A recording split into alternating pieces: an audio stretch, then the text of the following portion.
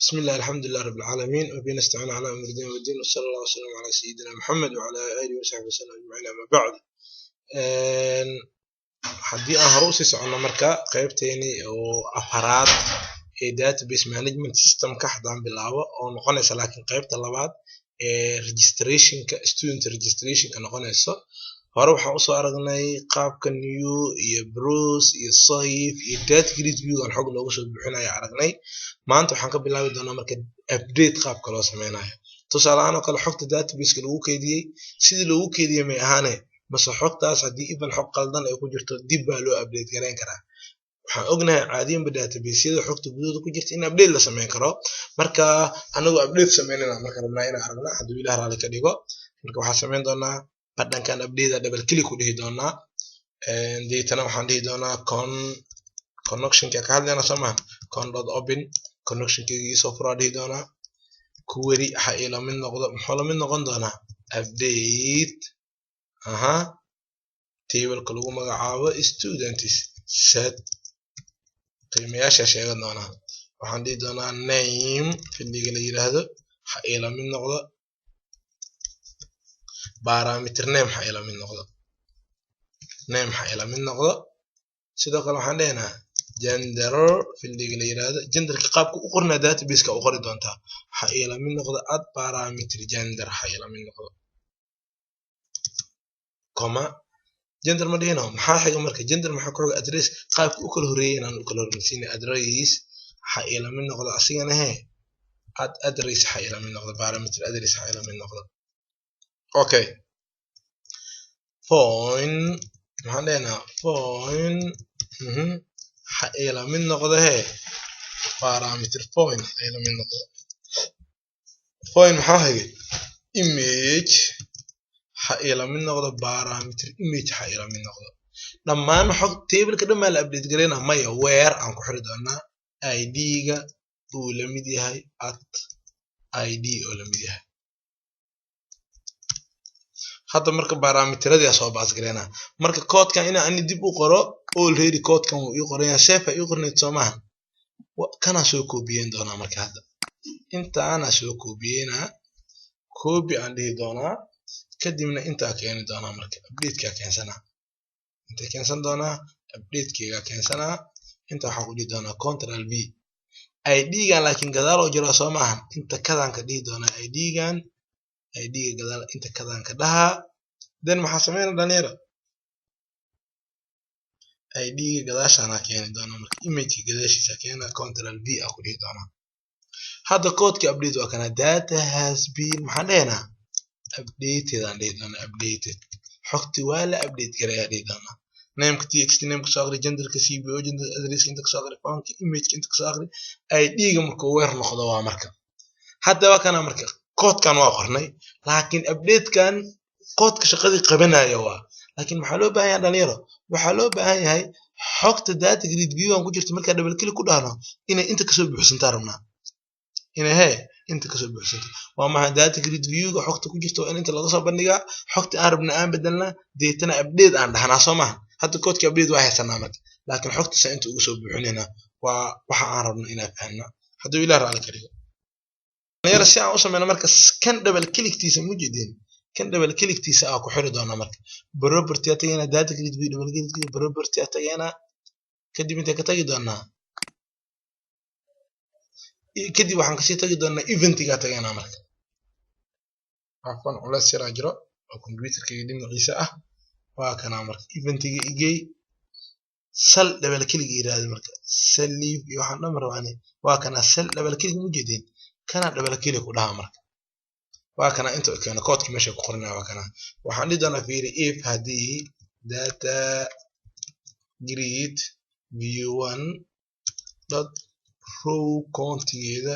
uu ka weyn yahay hal macnaheedu waa maxay haddii wax dooran yihiin waaye haddii wax la doorto waaye haddii kalena zero waa samaan hadduu 1 ka weyn yahay marka okay waxaan leenahay fiiri txt id txt-geeda waxa ay la mid noqoto data grid view1 dot current row dot cells keeda markuu index 0 yahay dot value ku jiro dot string marka qoraal loo bedelo meeshas ku shub fiiri sababtoo id kan kood sama index 0 waa lagu keenaa data view marka table marka wax keenana index number wax ku keenay sama hadda waxaan dhiganaa fiiri txt name dot textgeeda waxay la mid noqoto data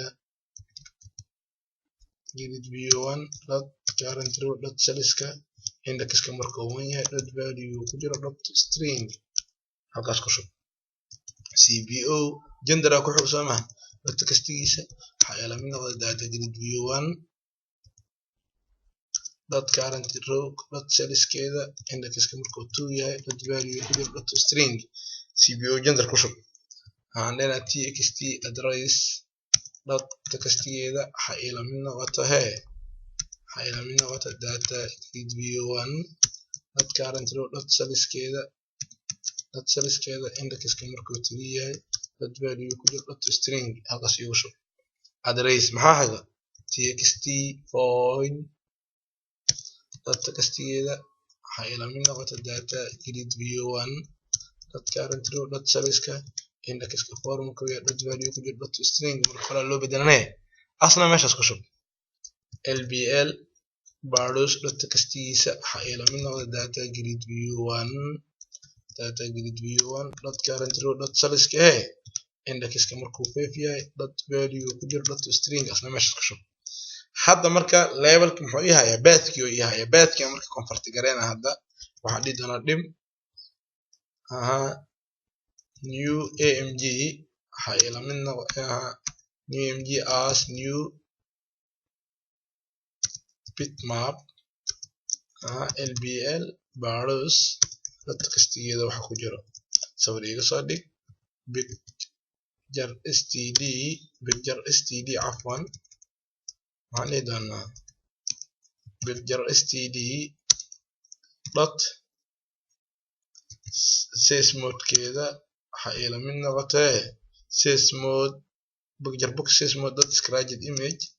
picture std dot imagekeedana waxay la mid noqdo new amg waxay la mid noqdo asigana hadda aan tijaabina marka waxaan gareenaynaa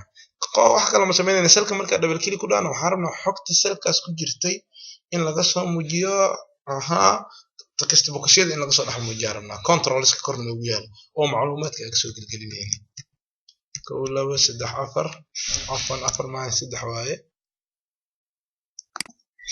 student ya kili ku dhaheena hadda selkan xooga ku jirta kan marka double click ku dhaw dirbadii waa kana xogta ku jirta inta ka soo muuqane hadda kan double click ku dhaw waa kana asna xogta ku jirta inta ka soo muuqane hadda marka fiiri tusaalaan oo kale qofkan madiino deganaa wuu ka guuray suuqa xoolaha ayuu tagay hadda maxaan dhaynaa update aan dhaynaa maxaa la update successfully dirbadii inta maxaa imaada suuqa xoolaha waa kana addresska qofku uu isbedelay marka fiiri in si fudud wax loo bedelo waa marka in qofka update marka uu sameynayo macluumaadka si fudud loogu akhriyo markaas waa isleeyahay samahan update hadda way shaqeynaa maxaa yahay delete qaar kamid ah waxa suuragal in dhan macalin marka xogta adiga aad gelisid hadaa rabto qof kale inaad save gelisid tusaalaan oo kale hadda aniga inta kala imaaday new aan dhahay salaana kale magacaan qoray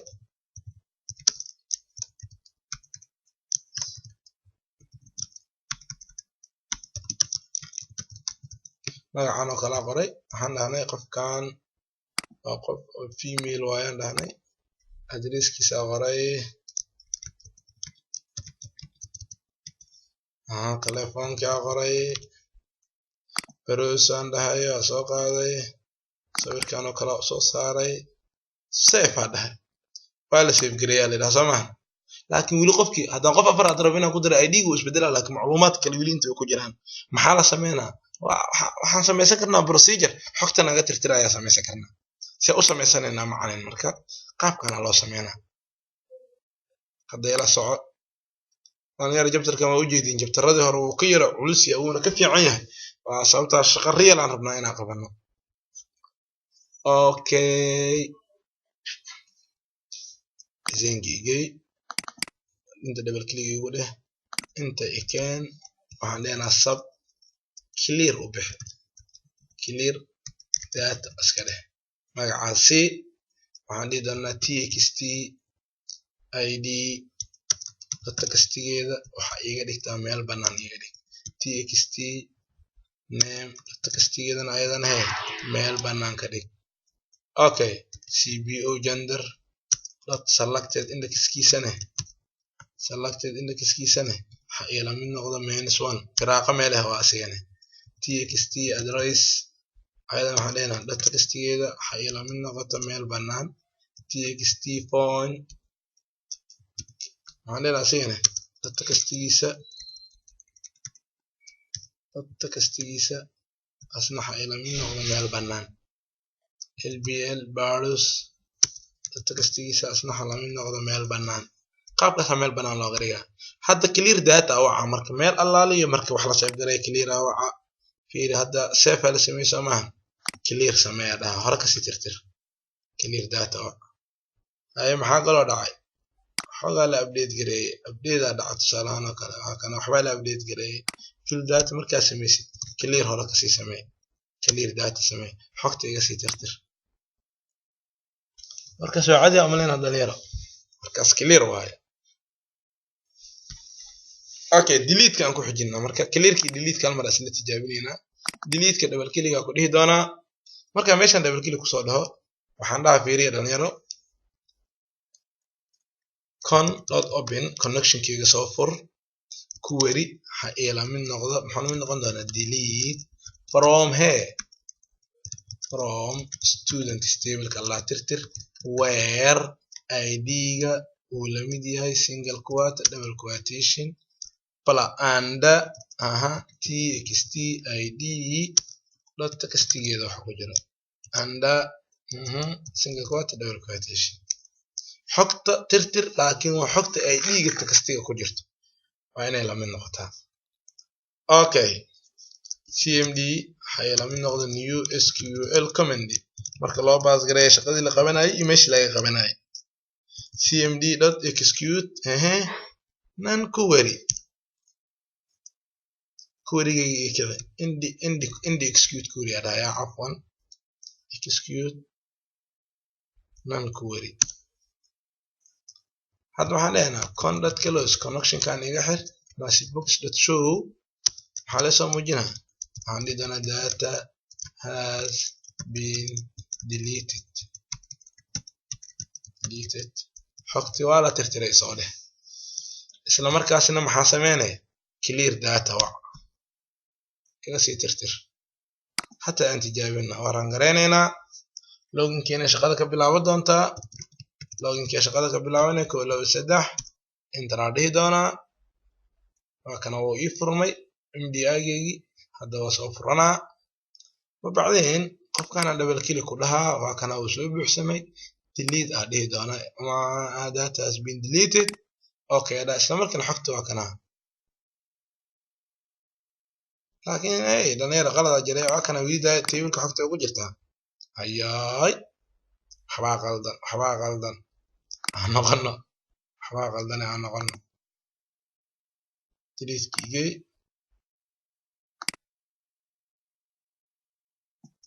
maxaan dhahnay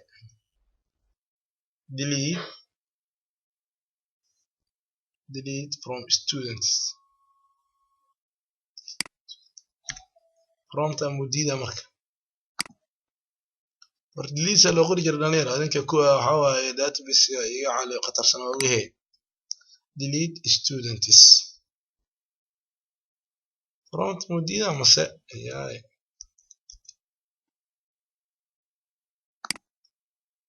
قياسا إنه from delete student صح إنه delete student تاجع عليه أو select له from استعمال شو أنت جاوينا إن إنسان صح أنت أنا جعله هاي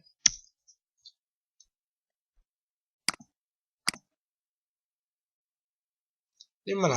هذا كان حكته بحذي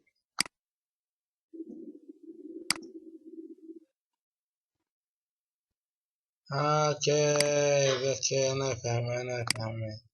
ماشي laga haysto waxay tahay fill data wax ma dhihino dhalinyaro runtii xataa way noo shaqeynaya delete from students waa dhihi karnaa from waa la dhihi karaa hadda culays ma lahan laakiin maxaa iga maqnaay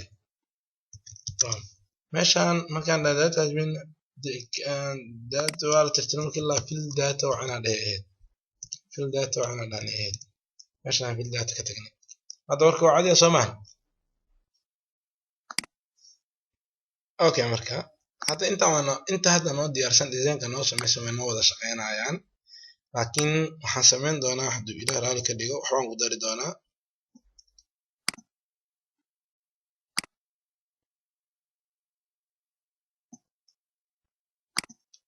tan group kale ii soo qaad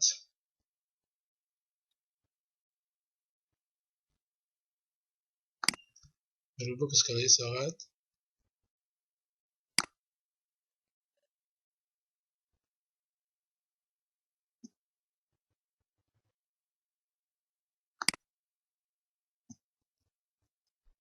okay qaybta property-ga igey inta hadana student search information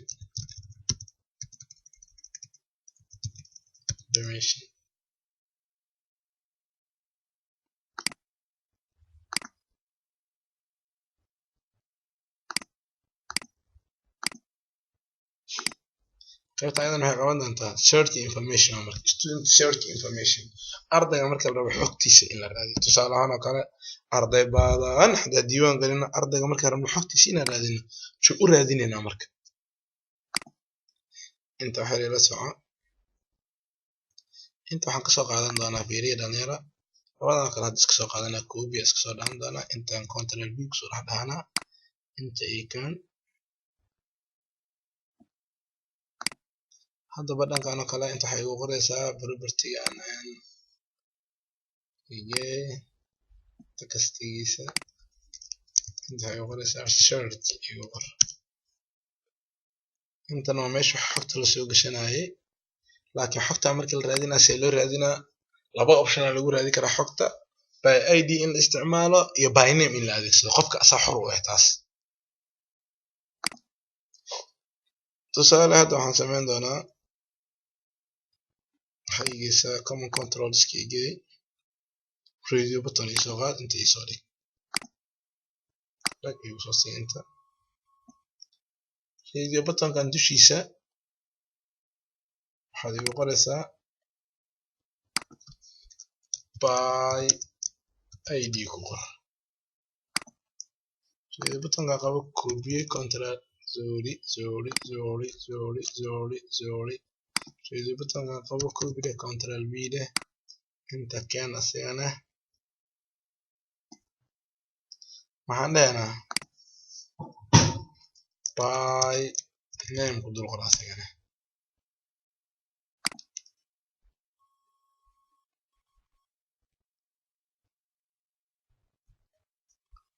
waa kana markaa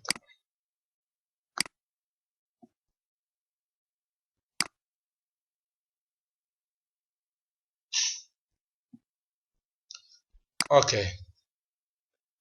hadda waa kan asigana by id ama by name wax lagu raadinaa marka halkan marka aan joogno marka dhalinyaro waxaa awoodnaa inaan kan dhahno waxaa inta usiki si labadan ayaan waxay dhaha u kala sikino okay xogta ardayga markaa raadinayna search adayna by id na ku raadi karnaa sidoo kale maxaa awood u leenahay by name na ku raadina awooda u leenahay marka hadda qaybtaas soo kordhino oo search-ga marka waa qaybta marka aan rabno maanta inaan ku ekeen haddaan dhigna ayada marka koodkeeda intee lagu qoraa ayada textigaana lagu qori doonaa inta double click ku dhehenaa markaan tan double click inta nageen doonaa text janjetka oo nageena soo maahan halkaana kood ka dhiganaa marka hadduu ilaa raali ka dhigo okay markaad waxaan dhihi doonaa if haddii mada kale inta text box one hadda iga noqdo maana iska iskaga wadayna waxaan dhihi doonaa if haddii text box 1 magacana ku qorana fiicneed dot textigiisa ee la mid tahay meel banaan hadee la mid tahay meel banaan text box textigiisa hadee la mid tahay meel banaan then maxaa dhacaya marka waxaan dhihi doonaa fill data waxaan dhihi doonaa fill data function kale yiraahdo waa else hadii kale laakiin hadii kale if nested if isticmaalena radio button 1 hadana magaciisa soo siisiya waxaan fiican dhalinyaro kana waxa bixina rdb by id oo bixina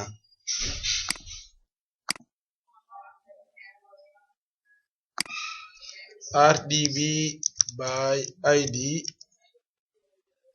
kan waxa bixin doonaa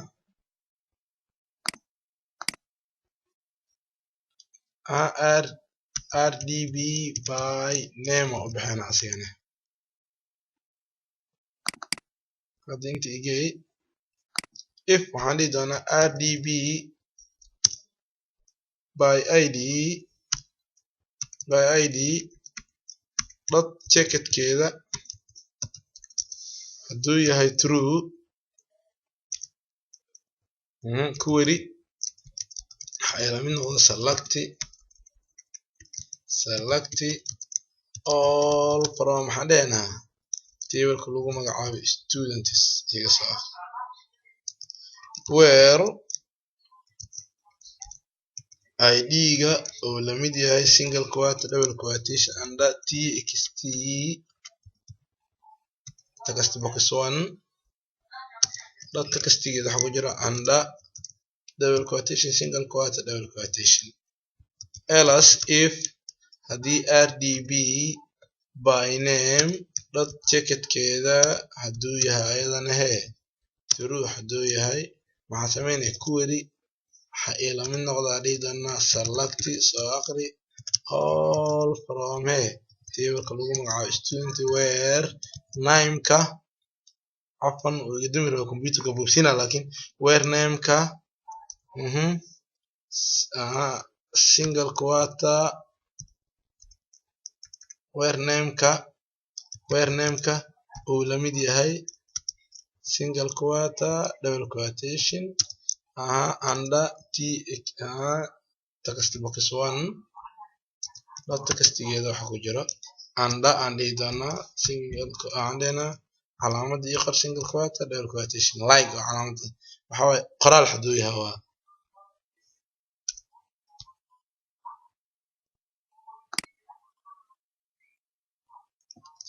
else hadii kala marka hadii kalena query waxa la mid noqdo select all from table lagu magacaabo students bas iftan banaankeeda ikeen ifta koowaad ku jira al'aan nested ka soo xumugta ifta koowaad ku jira hada waxaan dhidana cmd waxa la mid noqdo new sql command oo buufsina computer ka jaajarna iima dhawo inuu ugu dambeeyo diida waxaan dhihi doonaa dr waxa la mid noqdo cmd.execute reader xogta la soo qeexay la mid noqdo dim dt as new data table dt.load-keeda waxaan dhihi doonaa waxa iga dhigta dr iga dhihi doonaa gt.load-keeda maxaan dhehnaa dr ka dhihi doonaa marka dr ka ka soo aqrisa data grid view1 dot auto generate columns kiisana waxa la mid noqdo true waxa noqdo data grid view1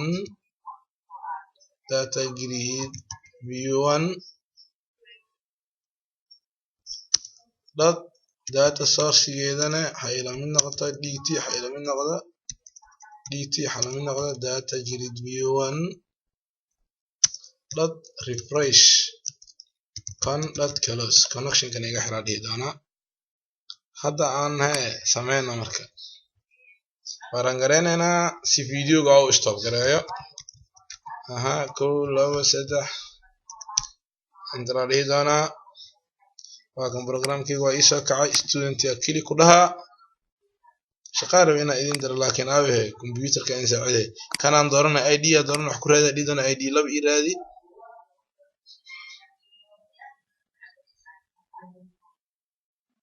barnaamijka error soo wada uu ku dhagay hadda waxa qasab igu jaajar in raasado marka waxa qasab igu jaajar in raadsado barnaamijka hadda inta nagay error soo saar موجودي مركز البتري لو سو شيغه تدو مرويا هذا كان برنامجي error soo saar waa boos gareysana video boos gareena hal mar okay marka dhalinyaro aan hadda errorkan haysto wax kala weeyeen meeshaan waxa ka soo furan doonaa connection ka soo furanayna connection abina deedana connection ki furo dhaha marka hadana connection ka soo furana waa test gareena hadda marka aan test gareeyo hadda marka test aan sameeyna user ki soo gali doona kadib koolo saddex anda login aan soo doona kadib hadda waxaan test gareena marka shaqada aan qabanay aan test gareena hadda salaano kala sirjiba ID doortay ID laba ii raadi dhawa kana jibadii laba meesha soo baxayso hadda xataa waxaan dhigi karaa sirji by name wax ku raadi dhigi karaa duniya oo kala raadi dhaha error wili isma jeedin waxa laga heystaa magaca agtiisa laga heystaa weerta hadda si u qoranta fiiri meesha marka si qaldan u qoranta samaha meesha error ka heystaa marka hadda waxaan dhigi doonaa weer saas u qoraa dhigi doonaa kadib waan gareynaa error request durbidi waa ayada soo qabanaysa Visual Basic ما كل مسدح انت عليه دانا كود كيغ انو شقينا انت لا هذا كان ايدي وشقينا باينه وحكو رادينا الدنيا رادي علينا دي يو مركان دا ما لها ندو يا مرك اوكي علامه استعمالها خلدان سعودي مرك سنجل كان هنا انت كساره صح